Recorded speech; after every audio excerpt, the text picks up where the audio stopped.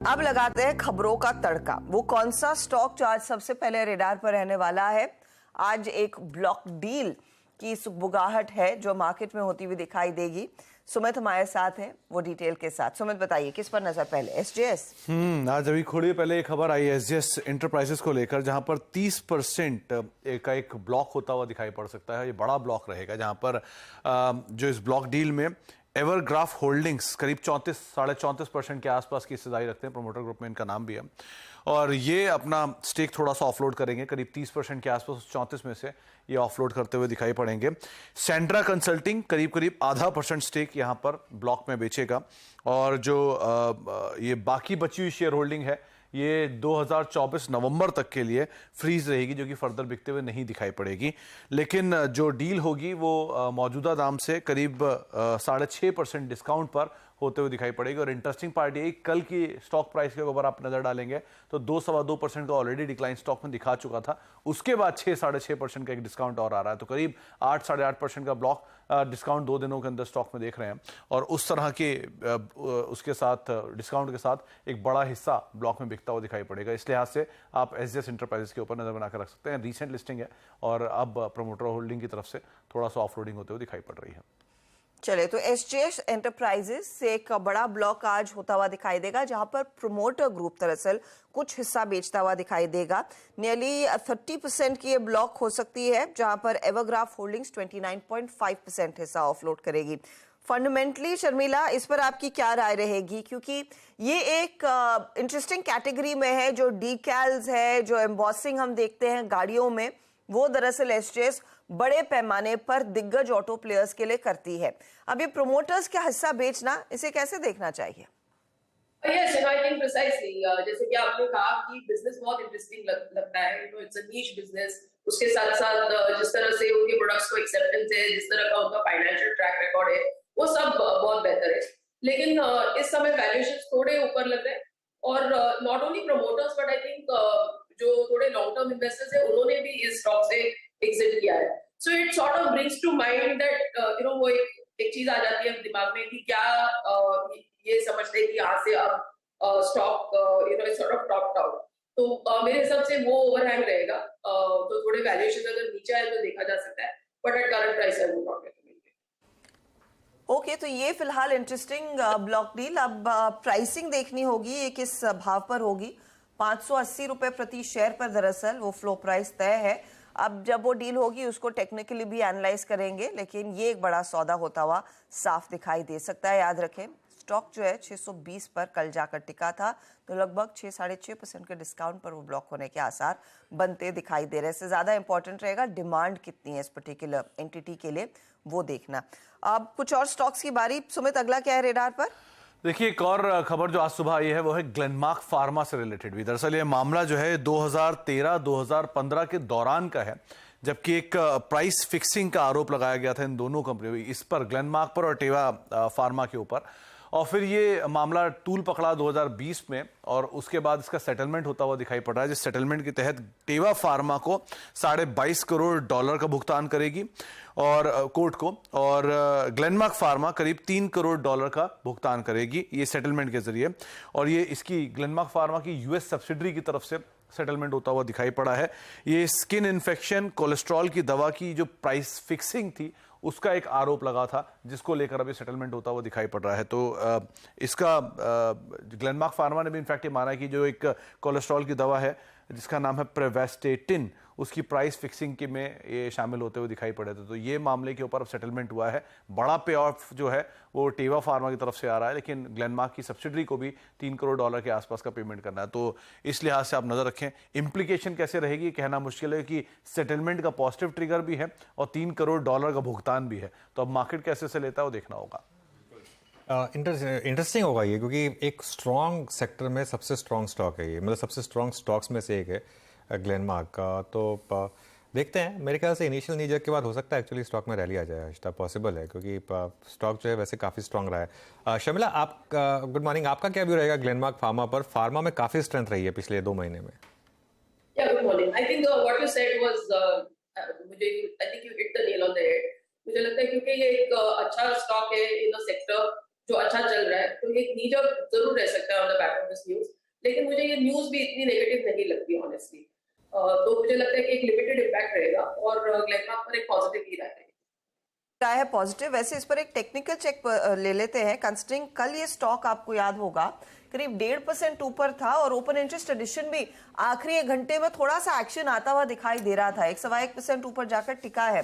Rajesh Satpute, pharma कंपनियों पर आपकी खूब नजर रहती है, ग्लेनमार्क एनालाइज किया क्या?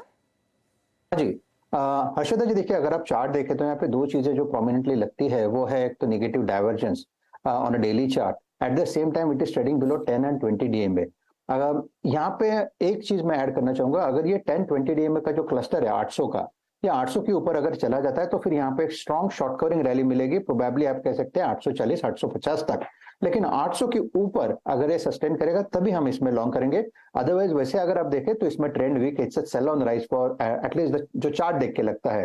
तो प्रोबेबली यहाँ पे लगता है अगर 800 को सरपास करने में फेल जाता है तो करेक्शन थोड़ा और डीपन हो सकता है। 730 ये इसका 50 डीएमए है।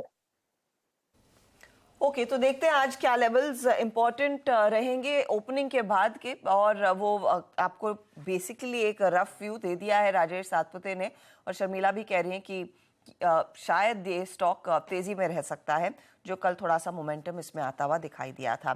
चलिए अब बाकी कुछ और स्टॉक्स जो खबरों में है, सुमित बताइए बाकी लिस्ट में क्या कुछ है। देखिए बाकी स्टॉक में अदानी समूह पूरा फोकस में रहेगा ही, जहां पर अदानी एंटरप्राइज के प्रमोटर की तरफ से एक अपडेट आया कि कैंपस ट्रेड ने करीब 7 से लेकर 18 अगस्त के बीच में रफली 2.25% हिस्सेदारी खरीदी है। कैंपस ट्रेड ने जो हिस्सेदारी है वो 67.65% से बढ़ा के 69.87% के आसपास आ चुकी है। तो प्रमोटर तो एंटिटीज स्टेक बढ़ा रहे हैं और वो यहाँ पर मेंशन है, तो पूरा ग्रुप इन फोकस रहेगा।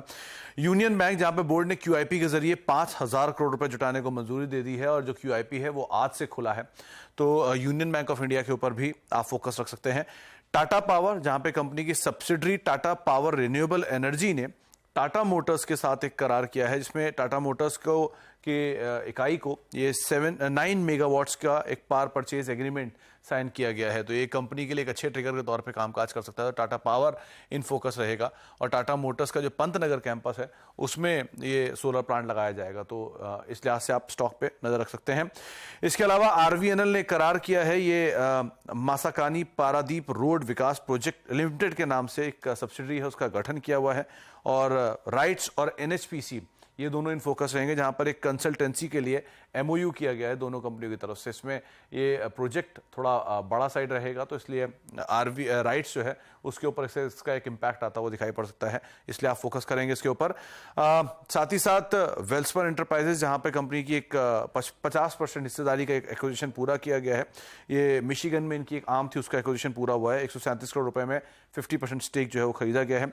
आरपीपी इंफ्रा, जहां पे प्रमोटर नित्या यगावी कंपनी के अंदर 10-10.5% हिस्से का एक्विजिशन करेंगे, ये एक अच्छे ट्रिगर के तौर पे कामकाज कर सकता है कि एक्विजिशन हालांकि होगा डिस्काउंटेड प्राइस पे, लेकिन क्योंकि प्रमोटर एंटिटी की तरफ से ये हिस्सेदारी खरीदी जा रही है तो वो एक पॉजिटिव ट्रिगर के तौर पे देखा जा सकता है। उस लिहाज से भी इसके ऊपर आप नजर बना कर रखेंगे। लास्टली अभी आप लेमन ट्री की बातचीत कर ही रहे थे, तो लेमन ट्री ने कसौली और भुवनेश्वर 2 यूनिट्स 2 जगहों पर लाइसेंसिंग करार किए हैं 2 प्रॉपर्टीज के लिए, तो उस लिहाज से आप लेमन ट्री पे भी नजर रख सकते हैं। ओके सुमित, बहुत बहुत शुक्रिया। आप आज तक पावर स्टॉक्स पर नज़र रखें खास तौर से, क्योंकि आज सुबह मैं एक और रिपोर्ट पढ़ रहा था कि पावर डिमांड जो है अब इस समय ऑल टाइम हाई हो रहा है। तो मेरे ख्याल से पावर स्टॉक्स, उसकी जो फाइनेंसिंग स्टॉक्स हैं, उसका जो एक्सचेंज वाला स्टॉक है, ये मेरे ख्याल से एक ऐसी स्पेस रहेगी। कल भी देखिए आप NTPC, power grid, Tata power, ये एक सेक्टर है जहाँ पर मुझे लग रहा है कि ट्रैक्शन है और यहाँ पर आप गलत नहीं पड़ेंगे। मतलब यहाँ पर मुझे लग रहा है कि आप अगर लगाएंगे पैसा, देर सवेर आपका पैसा बनेगा यहाँ पर। ये एक स्पेस है जो काफ़ी स्ट्रांग है मेरे ख्याल से। यहाँ पर सेकुलर एक बुल मार्केट चल रही है। कल टाटा पावर का मुंह देखिए, लास्ट में जिस तरीके से ब्रेकआउट आया यहाँ पर, ये मुझे लग रहा है कि स्पेस काफ़ी अच्छा करने वाली है आगे भी। इनफैक्ट इधर एक टेक चेक भी ले लिया जाए। आशीष बहेती, टाटा पावर कल जाते जाते भी इस पर चर्चा हम कर रहे थे, एक बहुत अच्छा स्पाइक देखने को मिला, और दूसरी तरफ पावर ग्रिड, एनटीपीसी जैसे स्टॉक्स तो परफॉर्म कर ही रहे हैं। आपका टॉपिक क्या रहेगा पावर काउंटर्स में? जी हर्षदा मैम, इनफैक्ट दोनों एनटीपीसी एंड टाटा पावर काफी अच्छे लग रहे हैं और जिस हिसाब से टाटा पावर में कल मूव आया बहुत इंप्रेसिव एक प्राइस वॉल्यूम ब्रेकआउट देखने मिला। हमें लगता है कि अभी मूव है 249 तक के लेवल्स दिखा सकता है, तो खरीदारी की सलाह रहेगी इन लेवल्स पे भी, और जो स्टॉप लॉस मेंटेन करना है वो 234 का एक एसएल मेंटेन करे। सिमिलरली एनटीपीसी का भी चार्ट स्ट्रक्चर काफी अच्छा और जिस हिसाब से कंसोलिडेशन किया है स्टॉक ने पिछले 5 से 6 दिनों में और उसके बाद वापस कल एक अपटिक देखने मिला, तो मुझे लगता है कि एनटीपीसी में भी 250 225 तक के लेवल्स देखने मिल सकते हैं। तो खरीदारी की सलाह रहेगी एनटीपीसी में, जो स्टॉप लॉस मेंटेन करना वो 215 रुपए का एसएल मेंटेन करे। ओके, तो एनटीपीसी और टाटा पावर दोनों ही काउंटर्स में तेजी की पोजीशंस ली जा सकती है। अच्छा, एक दो ब्रोकरेज रिपोर्ट्स हमारे हाथ लगी है और उसमें क्योंकि मिड कैप आईटी की हम बात कर रहे थे, कविता जी आपने एलटीआई माइंट्री देखा, तो मैं अब राजेश सातपुते से गुजारिश करूंगी कि एक बार एल&टी टेक सर्विसेज का स्टॉक भी भाप लें, क्योंकि मॉर्गन स्टैनली की एक रिपोर्ट आई है जहां पर अंडरवेट का कॉल है। 3200 का ये टारगेट दे रहे हैं। दरअसल एक मैनेजमेंट मीट हुई है, एनालिस्ट मीट हुई है, जहां पर कंपनी ने, एलटीटीएस ने साफ तौर से कहा है कि जुलाई में कुछ पिकअप देखने को मिला है। डील एक्टिविटी में थोड़ी सी हरकत बनती दिखाई दी वर्सेस अप्रैल में जो थोड़ा सा ठंडा था। तो बजट रिलीजेस अब थोड़े थोड़े करके आने शुरू हो चुके हैं, ये एक चीज की बातचीत हुई है। मैनेजमेंट ये कह रहा है कि $1.5 बिलियन का जो रेवेन्यू का रन रेट है वो FY25 में हासिल करके देखेंगे। FY24 का जो सेकेंड हाफ है उसमें हाईटेक और सेमीकंडक्टर बिजनेस में पिकअप के पूरे आसार दिख रहे हैं और वो ड्राइव कर सकता है बिजनेस को। अब बताइए आप राजेश सातपुते, एलटीटीएस जो कल थोड़ा सा एक्शन में आ रहा था बाकी आईटी कंपनियों के साथ, 4344 का कल का ये क्लोज है और इसके सामने मॉर्गन स्टैनली कहता है 3200 का टारगेट। अप्रोच क्या है और चार्ट क्या संकेत दे रहा है? हर्षदा जी देखिए, चार्ट तो बेहद स्ट्रांग है, चार्ट पे यहाँ पे कई वीकनेस नहीं है, लेकिन अगर आप प्योर ऐसे टेक्निकली देखें तो सप्लाई पॉइंट कहाँ है? देखिए कल का इसका क्लोज जो है करीबन 4350 के आसपास है। तो अगर आप वीकली चार्ट देखते हो तो यहाँ पे एक डबल टॉप फॉर्मेशन दिखता है जिसका रेजिस्टेंस बनता है करीबन 4400। तो आप कह सकते हैं कि ये अपने रेजिस्टेंस के आसपास ही घूम रहा है। तो यहाँ पे देखिए न्यूज का इम्पैक्ट यहाँ पे आपको डेफिनेटली दिख सकता है। मुझे लगता है कि यहाँ पे इमीडिएट अगर आप सपोर्ट की बात करें तो 4200 के आसपास यहाँ पे सपोर्ट बनता है। 4200 टूटेगा तो फिर नई सेलिंग आप कह सकते हैं कि करीबन 4050 तक की माउंट हो जाएगी। तो प्रोबेबली आप कह सकते हैं कि न्यूज का इंपैक्ट है, तो इसलिए इसको सेल साइड के कैटेगरी में रखे। 4200 का पहला टारगेट होगा, लेकिन स्टॉप लॉस आपको स्ट्रिक्ट मेंटेन करना पड़ेगा क्योंकि इसमें स्ट्रेंथ है, चार्ट पे स्ट्रेंथ है। तो 4400 का एक स्ट्रिक्ट स्टॉप लॉस होगा और आप न्यूज को प्ले कर सकते हैं। एक चीज़ मैं कहूँगा, लेकिन ये ना एलटीटीएस हो गया, केपीआईटी हो गया, दोनों ऑलमोस्ट सेम कैटेगरी के स्टॉक्स हैं।